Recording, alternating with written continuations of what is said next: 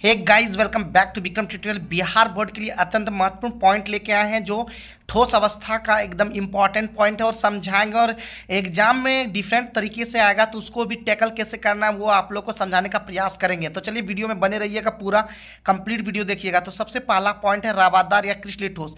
इसके अंदर में NaCl, हीरा, ग्रेफाइट, SiC, बर्फ।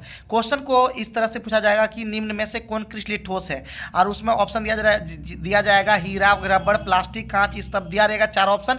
इसमें आपको हीरा आंसर टिक करना है और समझ के आप लोग अटेम्प्ट कीजिएगा। एक बार याद कर लीजिएगा, रवादार ठोस के अंदर में NaCl, हीरा, ग्रेफाइट, SiC, बर्फ इत्यादि। अब है दूसरा पॉइंट बेरावादार ठोस या अक्रिस्टलीय ठोस। इसके अंदर में आता है रबड़, प्लास्टिक, कांच, ये सब आता है बेरावादार ठोस के अंदर में, ठीक है। और जितना भी पॉली से रिलेटेड लगा रहेगा, टेफ्लॉन, ये सब भी है बेरावादार ठोस या अक्रिस्टलीय ठोस। अब तीसरा पॉइंट के अंदर में आते हैं पैकिंग प्रभाज या संकुलन क्षमता। तो पैकिंग प्रभाज में SCP, अगर बोलेगा SCP का पैकिंग प्रभाज या संकुलन क्षमता कितनी होती है तो 74%। इसको दशमलव में भी दिया जाएगा तो 0.74 दिया रहेगा। CCP का भी 74%, FCC का भी 74%, BCC में 68% पैकिंग क्षमता होता है, यानी संकुलन क्षमता होता है। रिक्त स्थान यानी खाली जगह उसमें जो होता है वो 32% या मुक्त स्थान 32% होता है, जबकि SCP या CCP या FCC के अंदर में कितना हो जाएगा, यानी 26% होता है। SC यानी सिंपल क्यूबिक के अंदर में 52.4%, जिसको सरल घनीय बोलते हैं। SCP का फुल फॉर्म होता है हेक्सागोनल क्लोज पैकिंग, CCP का cubic close packing, BCC body centred cubic, और FCC का मतलब फेस सेंटर्ड क्यूबिक। और ये देख लीजिए एक बार फिर से, इसको समझ जाइएगा। बहुत इंपॉर्टेंट क्वेश्चन याद रखिए। SCP का संकुलन क्षमता नहीं 74% या 0.74, BCC का 0.68 या 68%। और खाली जगह दिमाग में रखिएगा, 100 में घटा दीजिएगा, वो खाली स्थान हो जाएगा यानी रिक्त स्थान हो जाएगा। चौथा पॉइंट के अंदर में आगे बढ़ते हैं कि P प्रकार के डोपित अर्धचालक में मिलाई गई अशुद्धि की संयोजी इलेक्ट्रॉन कितना होता है तो 3 याद रखिएगा। P प्रकार के डोपित अर्धचालक में कितना मिलाई गई अशुद्धि होता है 3, और N प्रकार के डोपित अर्धचालक में मिला गया अशुद्धि का संयोजी इलेक्ट्रॉन कितना होता है 5। तो ये भी ध्यान रखना है, याद रखिएगा, एकदम बहुत इंपॉर्टेंट पॉइंट है। P रहेगा, P प्रकार का रहेगा तो 3 और N प्रकार का रहेगा तो 5, याद रखना है। पांचवा पॉइंट CSCl जो होता है वो किस तरह का होता है, किस तरह का घनी होता है तो BCC होता है, यानी बॉडी सेंटर क्यूबिक होता है, ठीक है। किस तरह के ये होते हैं तो BCC होते हैं। इसका कोऑर्डिनेशन नंबर या समन्वय संख्या कितना होता है या उपसा संयोजक संख्या कितना होता है 8 होता है, याद रखना है। NaCl किस प्रकार का होता है तो ये होता है FCC तरह का, यानी फलक केंद्रित होता है। इसका कोऑर्डिनेशन नंबर कितना होता है 12 होता है, याद रखना है। Na2 में Na का कोऑर्डिनेशन नंबर या समन्वय संख्या कितना होता है 4 होता है, याद कर लीजिए। एकदम पूरा डिटेल से अच्छे से अगर जानना है तो आप बुक को पढ़िए, और अगर आपको एकदम पॉइंट बाय पॉइंट याद रखना है तो आप मेरा विक्रम ट्यूटोरियल चैनल को देखते रहिए। इसमें हम हर तरह का चीज आपको सिखाने का प्रयास करेंगे एकदम टू दी पॉइंट। नेक्स्ट छठा पॉइंट है कि सिंपल क्यूबिक ने सरल घनी में परमाणु संख्या 1 होता है। BCC में बोलेगा कितने परमाणु होते हैं तो 2 परमाणु होते हैं। BCC में कितने परमाणु होते हैं 2 परमाणु होते हैं, याद रखना है। FCC में कितने परमाणु होते हैं तो 4 परमाणु होते हैं, यानी FCC के लेटिस बिंदु की संख्या 4। तो लेटिस बिंदु की संख्या बोले या परमाणु संख्या बोले तो वही आपको आंसर बताना है। SCP का सेल में परमाणु संख्या कितना तो 6, याद रखना है। अब सातवां पॉइंट है फ्रैंकेल दोष। फ्रैंकेल दोष किसके अंदर में पाया जाता है तो AgCl, AgI, AgBr और ZnS। एकदम एक पॉइंट फिर बोल रहे हैं, अच्छे से याद कीजिएगा, ये बता देते हैं। AgCl, AgI, AgBr और ZnS के अंदर में फ्रैंकेल दोष पाया जाता है। तो याद रखिए, उल्टा भी पूछा जा सकता है कि ZnS के अंदर में किस प्रकार का दोष पाया जाता है तो फ्रैंकेल दोष। फ्रैंकेल दोष के चलते क्रिस्टल का घनत्व तो क्या होता है अपरिवर्तित रहता है, कोई परिवर्तन नहीं होता है, न बढ़ता है न घटता है। शॉर्टकी दोष किसके में होता है तो NaCl, CSCl, AgBr और KCCl। तो आप लोग याद रखिएगा AgBr देखिए दोनों के अंदर में होता है, फ्रैंकेल दोष भी होता है, शॉर्टकी दोष होता है। इसलिए फ्रैंकेल दोष और शॉर्टकी दोष किसके अंदर में पाया जाता है AgBr, यानी दोनों दोष किसके अंदर में पाया जाता है AgBr।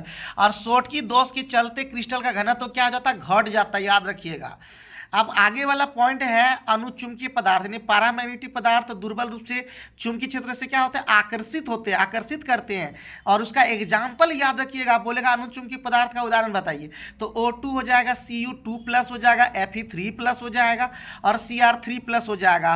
और हिंदी भी याद रखिएगा, अंग्रेजी भी याद रखिएगा। अनुचुंबकीय पदार्थ का अंग्रेजी होता है पैरामैग्नेटिक सब्सटेंस।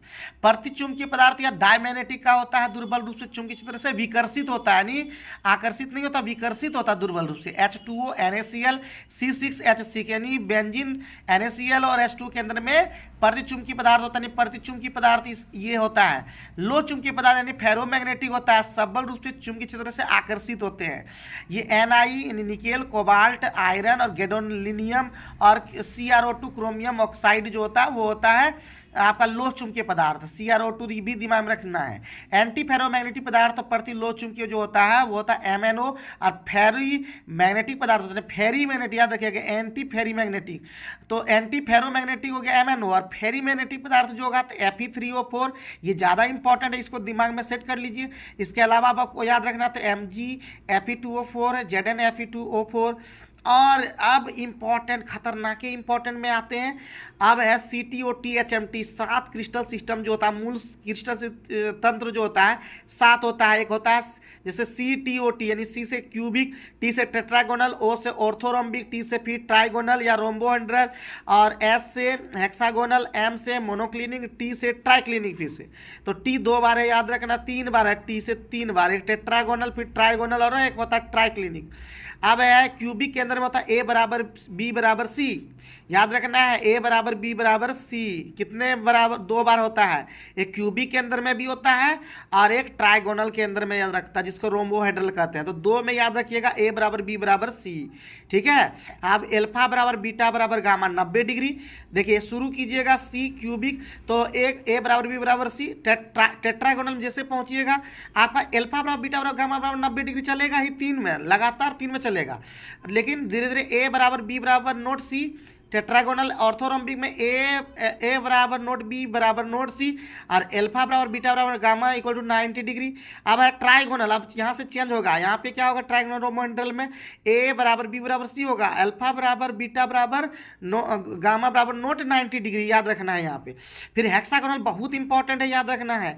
हेक्सागोनल में ए बराबर बी बराबर नोट सी और अल्फा बराबर बीटा बराबर 90 डिग्री और गामा बराबर 120 डिग्री। अब मोनोक्लिनिक में अल्फा बराबर नोट बीटा नोट ए बराबर नोट बी बराबर नोट सी बराबर अल्फा बराबर गामा इक्वल टू 90 डिग्री और बीटा बराबर नोट 90 डिग्री। और ट्राई क्लिनिक में यानी ट्री क्लिनिक अल्फा ए बराबर बी बराबर सी, ए बराबर नोट बी और ए बी बराबर नोट सी और अल्फा बराबर beta alpha equal to not beta और beta equal to not gamma equal to not 90 degree. ये भी याद रखना है, बहुत इंपॉर्टेंट है। 3-4 बार इसको प्रैक्टिस कर लीजिएगा, CTOTHMT आपका ठीक हो जाएगा।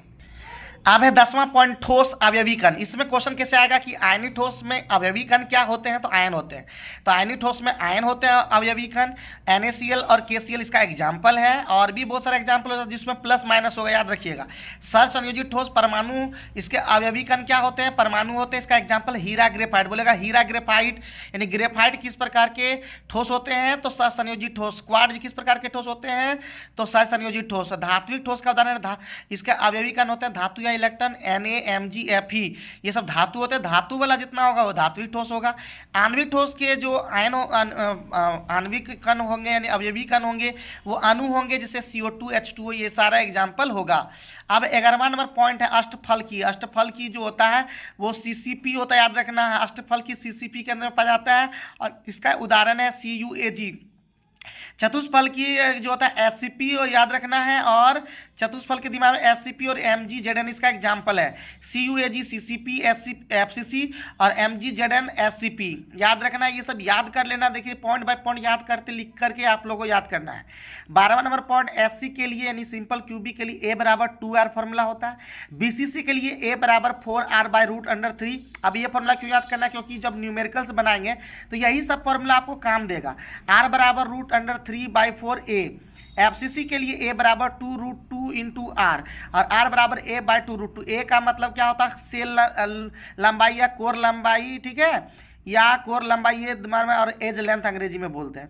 डी बराबर घनत्व तो Zm/AQNA, जहाँ पे Z का मतलब परमाणु संख्या, M का मतलब द्रव्यमान, A का मतलब कोर लंबाई, Na मतलब अवगाद्रो संख्या जिसका मान था 6.022 × 10⁻23, याद रखना है। लिथियम का अधिक जो होता है, लिथियम का अधिकता के कारण LiCl का जो रंग हो जाता है वो गुलाबी या पिंक होता है। पोटेशियम के अधिक के कारण KCl का जो कलर हो जाता है वो वायलेट हो जाता है, वायलेट होता है, और NaCl का जो होता है वो पीला हो जाता है। तो ये याद रखना है, क्वेश्चन पूछा जा सकता है, नहीं भी पूछा जा सकता है। ब्रेविस लेटिस यानी जालक की जो घनाकार क्रिस्टल में इसकी संख्या कितनी होती है? 3, याद रखना है। और ब्रेविस जालक की कुल संख्या कितना होता है? 14, यानी 14 तरह के क्रिस्टल बन सकते हैं मैक्सिमम। अब मूल क्रिस्टल तंत्र की संख्या कितना होता है? 7। ऑक्टाहेड्रल रिक्ति में गोलों की से घिरा हुआ भाग कितना होता है? 8। चतुष्फल की रिक्ति गोलों से घिरा हुआ कितना होता है? 4। अब है त्रिसंयोजी इलेक्ट्रॉन वाले तत्व है बोरॉन, एल्युमिनियम, गैलियम, वर्ग 13 के तत्व। पंच संयोजी इलेक्ट्रॉन वाले तत्व है फास्फोरस, आर्सेनिक, ग्रुप 15। और चतुर्संयोजी इलेक्ट्रॉन वाले तत्व सिलिकॉन, जर्मेनियम, ये होता है वर्ग 14 के अंदर। अब ये भी याद रखना है, ये सब काम देगा, नहीं भी याद रखेंगे तो भी उतना इंपॉर्टेंट नहीं, लेकिन याद कर लीजिए तो ज़्यादा बेहतर होगा। क्योंकि यार ये वीडियो लंबा भी हो जाए तो भी आप पूरा वीडियो कंप्लीट देखिएगा, क्योंकि हम इसमें सारे चीज़ों का वर्णन लगभग टू द पॉइंट किए हैं। सुचालक, कंडक्टर यानी चालक, यानी चालक, इसका चालकता परास का मान 10⁻⁴ से 10⁻⁷ पर ओम पर सेंटीमीटर होता है। कुचालक, अचालक या विद्युत रोधी जिसको इंसुलेटर कहते हैं, इसका चालकता परास का मान 10⁻⁻20 से 10⁻⁻10 पर ओम पर सेंटीमीटर होता है।